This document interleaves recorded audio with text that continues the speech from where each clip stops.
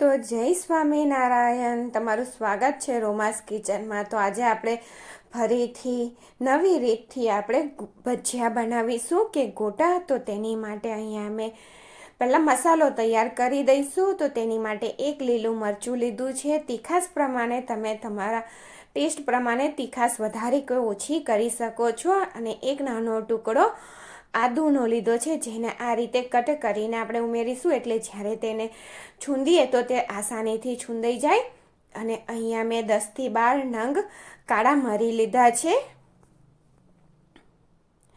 અને 2 ટીસ્પૂન સૂકા ધાણા લેવાના છે। આ એક મસાલો તૈયાર થશે, જેનાથી જ આપણા ભજીયામાં સરસ ફ્લેવર આવશે। તો આ રીતે આપણે તેને કૂટી લેવાનું છે। અને અહીંયા મેં એક બાઉલ લઈ લીધું છે, તેની અંદર 1 કપ મેથીના પાન,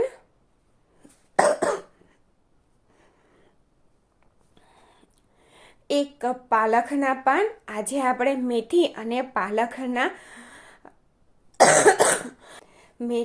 પાલક ને ધાણા આ 3 વસ્તુ ભેગી કરીને આજે આપણે ગોટા બનાવવાના છે કે ભજીયા।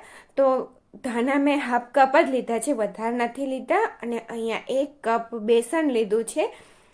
બેસન આગળ જોઈશે બીજો 1 કપ, એટલે 2 કપ બેસનની જરૂર પડશે। અને બેસનને તમારે ચાળીને તેનો યુઝ કરવાનો છે, તેનાથી ભજીયા એકદમ સરસ બને છે, ગાંઠા વગરના અને ફ્લફી બને છે। તો આ બીજો મેં અડધો કપ ઉમેર્યો છે અને ફરીથી આપણે અડધો કપ ઉમેરીશું, એટલે કુલ ટોટલ 2 કપ બેસન જશે। સરસ રીતે મિક્સ કરવાનું ને આગળ આપણે જે મસાલો તૈયાર કર્યો હતો, મરચાં, આદુ, ધાણા અને મરીનો, તેને ઉમેરી દેવાનો। સ્વાદ પ્રમાણે મીઠું ઉમેરવાનું। મીઠું છેલ્લે એટલા માટે ઉમેર્યું છે કે આપણે જે લોટ ઉમેર્યો ને તેનો અંદાજ આવી જાય કે કેટલું જોઈશે મીઠું। તો મેં મીઠું ઉમેરી દીધું છે અને થોડું થોડું પાણી છાંટતા જઈ અને આ રીતે હાથમાં લઈને છાંટીને જ આપણે બેટર તૈયાર કરવાનું છે। આ રીતે બેટર તમે તૈયાર કરશો ને તો બિલકુલ વ્હાઈટ અને ફ્લફી એકદમ સોફ્ટ મેથીના ગોટા તૈયાર થશે। અને બેટર જ્યારે આપણે બનાવીએ ને ત્યારે આંગળીઓને ખુલ્લી રાખીને બનાવવાનું છે, બહુ દબાવીને નહીં બનાવવાનું। આ એક ટીપ છે, જેથી તમારા ગોટા નાની નાની ટીપ હોય છે જેથી જ ગોટા આપણા સરસ બનતા હોય છે। તો ફરીથી હું અડધો કપ ઉમેરી રહી છું, એટલે કુલ ટોટલ તમારે ધ્યાન રાખવાનું છે 2 કપ લોટ જોઈશે જ,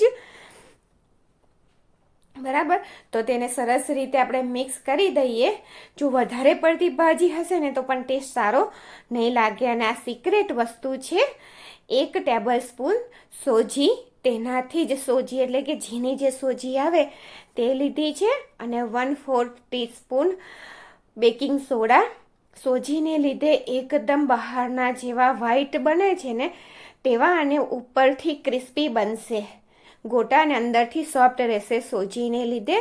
તો એ સોડાને એક્ટિવ કરવા માટે 1 ટીસ્પૂન જેટલું મેં લીંબુ નિતારી દીધું છે અને 1 ટેબલ સ્પૂન જેટલું કે 1 ટીસ્પૂન જેટલું ગરમ તેલ ઉમેરી દેવાનું। તેલ થવા મેં સાઈડ પર ગેસ પર રાખી દીધું હતું। તો બધી વસ્તુને સરસ રીતે મિક્સ કરી દેવાની છે, એટલે ફરીથી કલર તેનો ઈનાને લીધે ફ્લફી અને લાઇટ થઈ જશે, કલર થોડો વ્હાઈટ થઈ જશે આપણા બેટરનો।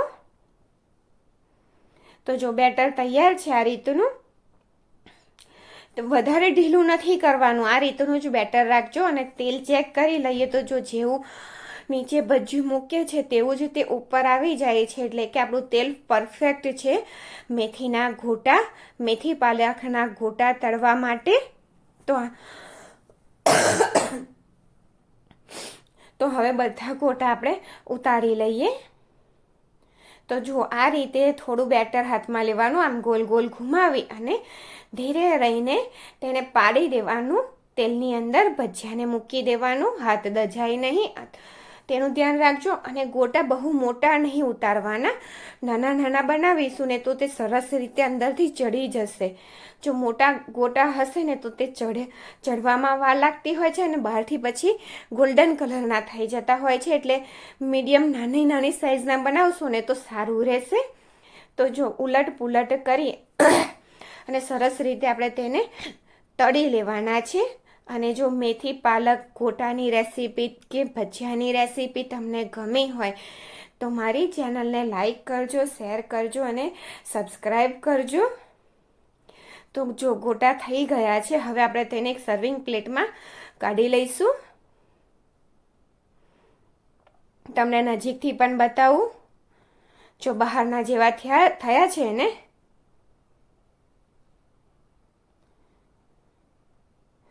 તો ઠંડીના મોસમમાં અને મેથી અત્યારે સારી જ સરસ મળતી હોય છે, તો આપણે તેને એકવાર જરૂરથી ટ્રાય કરજો અને બનાવવા પણ જોઈએ. શિયાળામાં ગોટા, ગરમ ગરમ ગોટા, દહીં અને મરચાં ખાવાની ખૂબ જ મજા પડે છે. તો અહીંયા મેં તળેલા મરચાં નહીં, આથેલા મરચાં સર્વ કર્યા છે. તેની સાથે પણ મેથીના ગોટા એકદમ ટેસ્ટી લાગે છે. તમે જો ટ્રાય ના કર્યા હોય કોઈ વાર આથેલા મરચાં સાથે, તો તમે જરૂરથી ટ્રાય કરજો.